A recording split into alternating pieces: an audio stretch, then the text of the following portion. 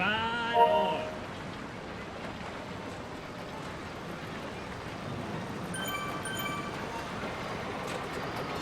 Ride on. Welcome back, everyone. It has been a minute since I posted a race, but let's hope the trend keeps active. For this race, we are doing the 3-hour race inside of Zwift while on a kicker. The distance? Well, it's 12 miles, not long. Or 19 kilometers. Elevation? Well, I can't remember.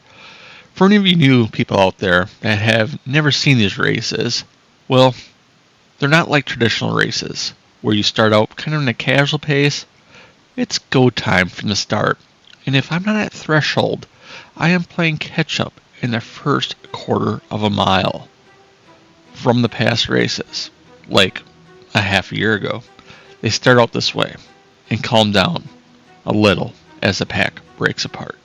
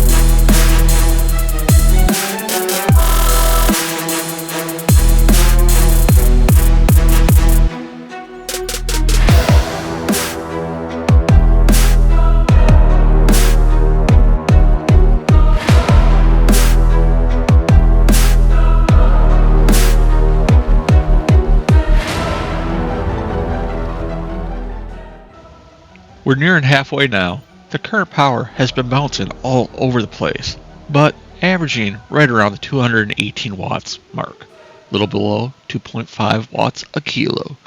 In other words, we have been pushing it, but not smashing it.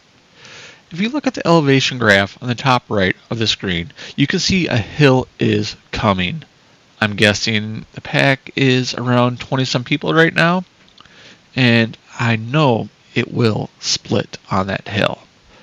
There has been a few times now where I thought to myself, I should smash it just to pull ahead for this as in the hill, but with just getting back into it, I want to ease into the hill and then ramp it up and see how others react on the hill.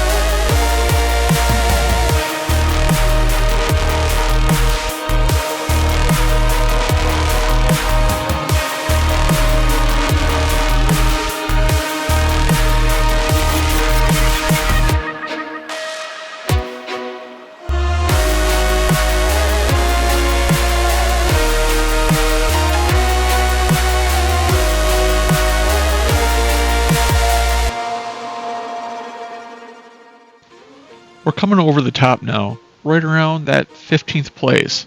Yeah, but that red on the map though, that's nothing to be worried about. It's just a different term. However, 15th place is good, but I wanted to be in the top 10. To hold or get to the 15th place, I needed to hammer on it.